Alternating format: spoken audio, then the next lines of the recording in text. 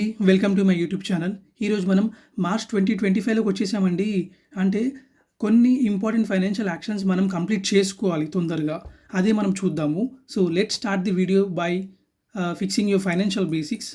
Now first one వచ్చేసి bank holiday అండి. 2025లో మనకి బ్యాంక్ హాలిడేస్ ఉన్నాయండి. అంటే యాజ్ పర్ ఆర్బీఐ మార్చ్లో 14 బ్యాంక్ హాలిడేస్ ఉన్నాయంట.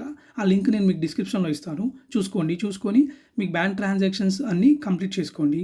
ఎందుకంటే ఇప్పుడు అన్నీ మనము ఆన్లైన్ ట్రాన్సాక్షన్స్ చేస్తున్నాం కాబట్టి సో మన కేవైసీ కంప్లీట్ చేసుకోవాలి. లేదంటే ఒక్కోసారి అకౌంట్ ఇన్యాక్టివేట్ అయిపోతూ ఉంటుందన్నమాట. Next, enhance your insurance coverage. So health ఇన్సూరెన్స్లో నేను 2 ఇంపార్టెంట్ పాయింట్స్ మాట్లాడతాను. మనం తీసుకున్న insurance coverage both life and health సరిపోతుందా లేదా చూసుకోండి. ఎందుకంటే ఫ్యామిలీ మెంబర్స్ యాడ్ అయ్యి ఉండొచ్చు due to marriage, new born babies etcetera. So small tip ఏంటంటే health insurance holders new borns are covered from 90 days after birth. So మీకు పుట్టిన బేబీని 90 days తర్వాత నుండి ఈజీగా కవర్ చేసుకోవచ్చు. బెనిఫిట్ ఏంటంటే మీకు కాంజెనిటల్ డిసీజెస్ కూడా కవర్ అవుతాయి. ఈ కాంజెనిటల్ డిసీజెస్ అంటే పుట్టుకతో వచ్చే కొన్ని డిసీజెస్ అనమాట. సో స్టార్ హెల్త్ ఎష్యూర్ అనే ప్రోడక్ట్ ఒకటి ఉందండి. దాంట్లో మనకి కాంజెనిటల్ డిసీజెస్తో పాటు మోడర్న్ ట్రీట్మెంట్స్ కూడా కవర్ అవుతాయి. ఆ లింక్ నేను మీకు ఐకార్డ్లో ఇస్తాను, మీరు వెళ్ళి కావాలంటే చూడండి. సో దీంతో పాటు మనము యాక్సిడెంటల్ ఇన్సూరెన్స్ పైన కూడా ఫోకస్ చేయాలి. ఈ రోజుల్లో చాలా అవసరం. సో జస్ట్ మీకు సంబంధించిన ఇన్సూరెన్స్ కవరేజ్లు ఏమైనా ఉంటే అవి జస్ట్ రీచెక్ చేసుకొని అవసరం అయితే ఎన్హాన్స్ చేసుకోండి. Right. Next, G for goals అంటే focus on the goals in 2025.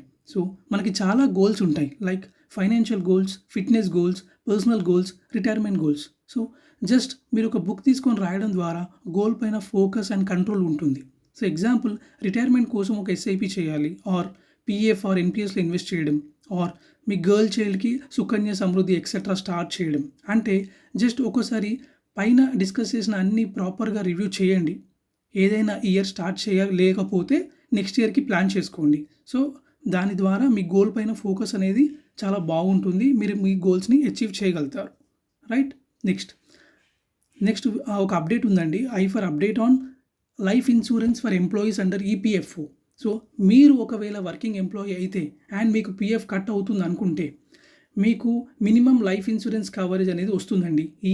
ఇది ఈపీఎఫ్ఓలో ఈడిఎల్ఐ నుండి వస్తుంది అప్ టు 7 lakhs. 7 lakhs అనేది మ్యాక్సిమం కాదండి, up to 7 lakhs. So EDLI అంటే employees deposit linked insurance. Right. దానికి మన యూఏఎన్ యాక్టివేట్ చేసుకోవాలి. సో ఈ బెనిఫిట్ మీకు రావాలి అనుకుంటే ఖచ్చితంగా మీ యూఏఎన్ అకౌంట్ అనేది యాక్టివేట్ చేసుకోవాలి బై March 15, 2025. సరే, మనకి ఈడిఎల్ఐలో బెనిఫిట్స్ రావాలి అంటే ఈపీఎఫ్ వాళ్ళు ఆఫర్ చేసే ఈ 7 lakhs ఇన్సూరెన్స్ కవరేజ్ మీరు ఖచ్చితంగా తీసుకోవాలి అని నేను కోరుకుంటున్నాను. సో మీరు ఒకవేళ మీ యూఏఎన్ అకౌంట్ ఇన్యాక్టివ్లో ఉంటే తొందరగా వెళ్ళి యాక్టివేట్ చేసుకోండి.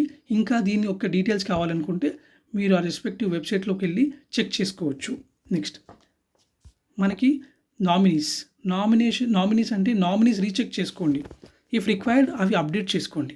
అన్ని ఫైనాన్షియల్ డాక్యుమెంట్స్ పైన మీ నామినీ డీటెయిల్స్, వాళ్ళ కాంటాక్ట్ నెంబర్ ప్రాపర్గా అప్డేట్ చేసుకోండి. ఈవెన్ మీ సేవింగ్స్ అకౌంట్లో కూడా అప్డేట్ చేసుకోండి. ఆఫ్టర్ ఆల్ మనం ఇవన్నీ చేసేది మన ఫ్యామిలీ కోసం.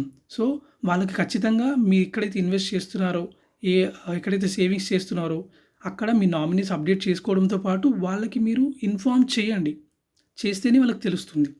దాంతోపాటు సెబీ నుంచి ఒక ఇంపార్టెంట్ అప్డేట్ వచ్చిందండి. On demat account investors can nominate up to 10 nominees. So అంటే మీరు అప్ టు 10 నామినీస్ వరకు మీరు డీమ్యాట్ అకౌంట్లో కానీ మీరు మ్యూచువల్ ఫండ్ అకౌంట్లో కానీ మీరు అప్డేట్ చేసుకోవచ్చు. ఇది కొత్తగా వచ్చిందండి. రైట్. సో ఇది ఎఫెక్టివ్ ఫ్రమ్ March 1, 2025 నుంచే వచ్చింది. రైట్. సో నేనేమంటానంటే just go and finish them. మీరు ప్రోకాస్టినేషన్ అస్సలు చేయకూడదు. ప్రోకాస్టినేషన్ అంటే ఆలోచిస్తూ ఉండడం కానీ యాక్షన్ తీసుకోకపోవడం. So no more thoughts. Just ఈ బేసిక్స్ని మీరు ఫిక్స్ చేసుకోండి. మీకు చాలా హెల్ప్ అవుతుంది. ఎందుకంటే March 2025 తర్వాత మీకు ఫైనాన్షియల్ ఐటీ రిటర్న్స్ కూడా ఫైల్ చేయాల్సి వస్తుంది. అంటే నెక్స్ట్ ఫైనాన్షియల్ ఇయర్లోకి వెళ్తాం కాబట్టి మీరు ఏమైనా ఇన్వెస్ట్మెంట్స్ ఉన్నా కానీ ఏమైనా ఉంటే ఇప్పుడే March 31 లోపల కంప్లీట్ చేసుకుంటే మీ ఐటీ రిటర్న్స్ కూడా ప్రాపర్గా ఫినిష్ చేసుకోవచ్చు. హోప్ ఈ వీడియో మీకు హెల్ప్ అవుతుందని నేను అనుకుంటున్నాను. Thank you for watching my video.